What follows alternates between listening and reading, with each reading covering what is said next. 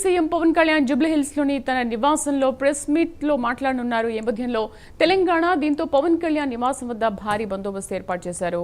Private security సిబ్బందితో భద్రతా ఏర్పాట్లు చేయగా పవన్ కళ్యాణ్ మీడియా సమావేశానికి సిబ్బంది ఏర్పాట్లు చేశారు. మా కరెస్పాండెంట్ నాగేంద్ర పూర్తి సమాచారం అందిస్తారు. నాగేంద్ర,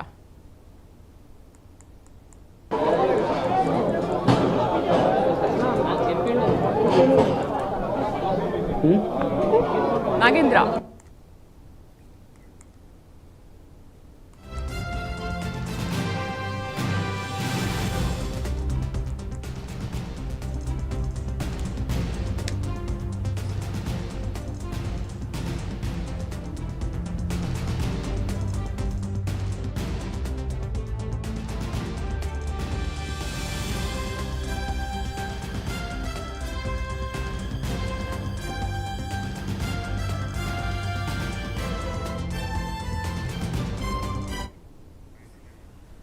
రైట్. కాసేపట్లో జనసేన అధినేత AP deputy CM Pawan Kalyan Jubilee Hills లోని తన నివాసంలో ప్రెస్ మీట్ లో మాట్లాడనున్నారు. ఈ నేపథ్యంలో తెలంగాణ జనసేన నాయకులు కార్యకర్తలు పవన్ నివాసం వద్దకు చేరుకుంటున్నారు. పూర్తి సమాచారాన్ని మా కరెస్పాండెంట్ నాగేంద్ర లైవ్ లో అందిస్తారు. నాగేంద్ర, ఇంకా ఎంతసేపట్లో ప్రెస్ మీట్ ప్రారంభం కానుంది?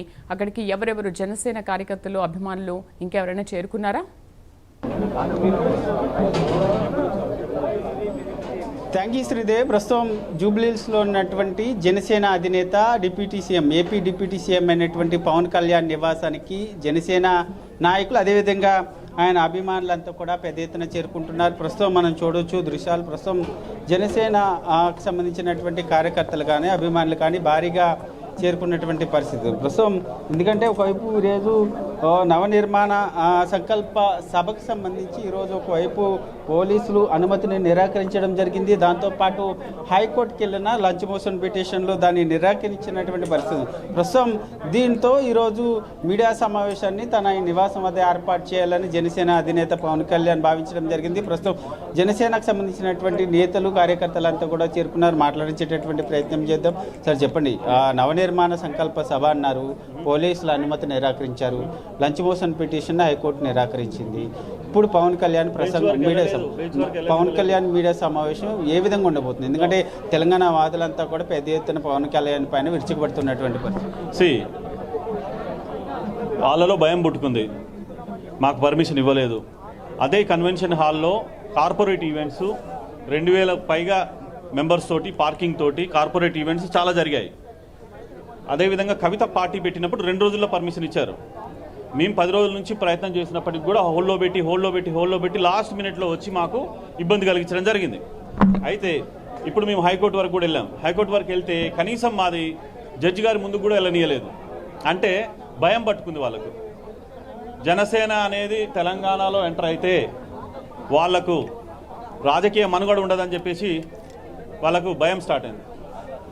ఎట్లా చూస్తారు? ఎందుకంటే ఒకవైపు కాంగ్రెస్కి సంబంధించినటువంటి మంత్రులు, ఇతర నేతలంతా కూడా పవన్ కళ్యాణ్ టార్గెట్ చేస్తూ కూడా మీడియా సమావేశాలు ఏర్పాటు చేస్తున్నారు. వాళ్ళు మాట్లాడే ముందు వాళ్ళని చూసుకోవాలి. ఇప్పుడు పవన్ కళ్యాణ్ గారు తెలంగాణకు ఏం అన్యాయం చేస్తారో చెప్పాలి. వాళ్ళ దగ్గర పాయింట్ కూడా లేదు. తెలంగాణకు ఆయన ఇప్పుడు తెలంగాణకు కోసం అని చెప్పేసి మొన్న కొండగట్టులో 35 కోట్లతోటి మన టెంపుల్ నిర్మాణానికి ఇవ్వడం జరిగింది. తర్వాత నీకు ఫ్లడ్స్ వచ్చినప్పుడు కూడా 2020లో కానీ 2022 టైంలో కూడా కోటి రూపాయలు ఇవ్వడం, కోవిడ్కి 50 lakhs ఇవ్వడము. మళ్ళీ తర్వాత మహారాష్ట్రలో కానీ లేకపోతే చెన్నైలో కానీ ఆయన ప్రచారానికి వెళ్ళినప్పుడు బండి బండి కట్టి 16 బండ్లు కట్టినే తెలంగాణ గొంతు నింపేయడము. ఇదే ఆంధ్రప్రదేశ్లోకి వెళ్ళినప్పుడు కూడా తెలంగాణ ఉద్యమకారులే నాకు స్ఫూర్తి అని చెప్పడము.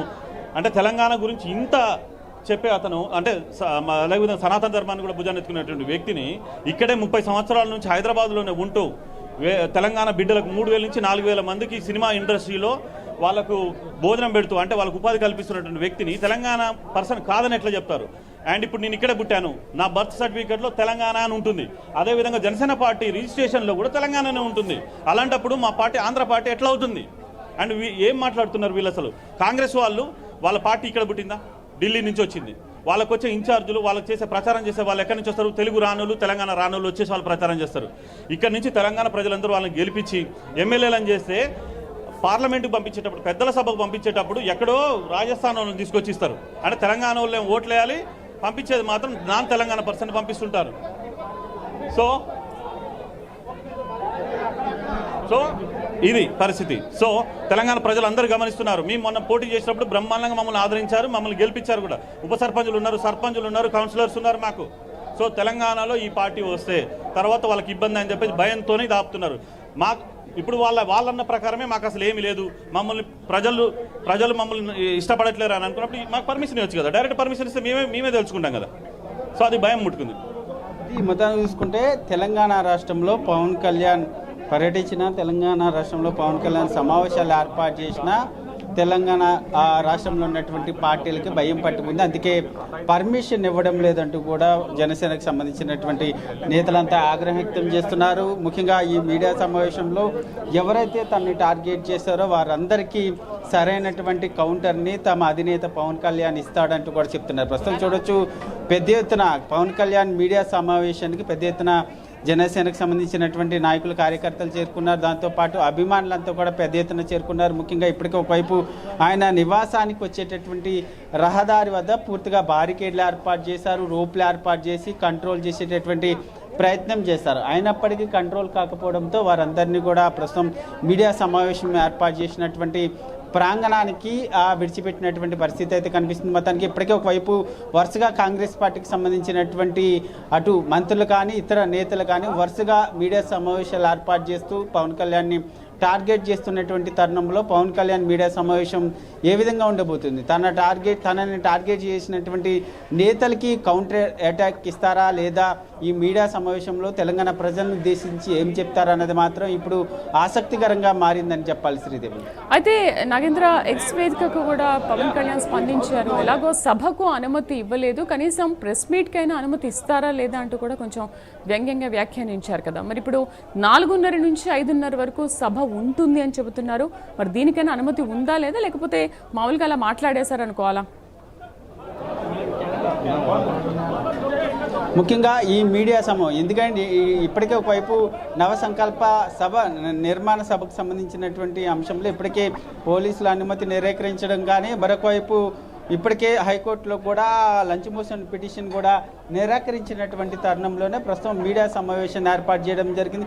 ఆ సమావేశానికి సంబంధించినటువంటి అంశంలో కూడా ఎక్స్ వేదికగా పవన్ కళ్యాణ్ ట్వీట్ చేయడం జరిగింది. ముఖ్యంగా ఇప్పటికే సభకి ఎట్లాగూ నిరాకరించడం జరిగింది, పోలీసుల అనుమతి, మరొకవైపు నా నివాసంలో ఏర్పాటు చేయాలనుకుంటున్నటువంటి మీడియా సమావేశానికైనా అనుమతిస్తారని ఆశిస్తున్నానంటూ కూడా వ్యంగ్యంగా చెప్పడం జరిగింది. మరొక వైపు ఎందుకంటే తెలంగాణ గడ్డపై పుట్టినటువంటి పార్టీ జనసేన పార్టీ, అలాంటి పార్టీకి ఇక్కడ సమావేశాన్ని ఏర్పాటు చేసుకోవడానికి కానీ కార్యకర్తల సమ్మేళనాన్ని ఏర్పాటు చేసుకోవడానికి ఎందుకు అనుమతి ఇవ్వరంటూ కూడా మరొక వైపు జనసేనకు సంబంధించినటువంటి నేతలు ఆగ్రహం వ్యక్తం చేస్తున్నారు. ముఖ్యంగా పవన్ కళ్యాణ్ తెలంగాణ రాష్ట్ర రాజకీయాల్లో ఎంటర్ అయితే తన ఇతర పార్టీలకు సంబంధించినటువంటి మనుగడ కష్టమవుతుంది కాబట్టే వారందరూ కూడా పవన్ కళ్యాణ్ని టార్గెట్ చేస్తూ విమర్శలు చేస్తున్నారంటూ కూడా వారంతా చెప్తున్నటువంటి పరిస్థితి అయితే కనిపిస్తుందని చెప్పాలి శ్రీదేవి. నాగేంద్ర, ప్రస్తుతం విజువల్స్ లో చూస్తున్నాము, చాలా మంది కార్యకర్తలు, అభిమానులు కూడా అక్కడ చేరుకున్నట్టుగా తెలుస్తోంది.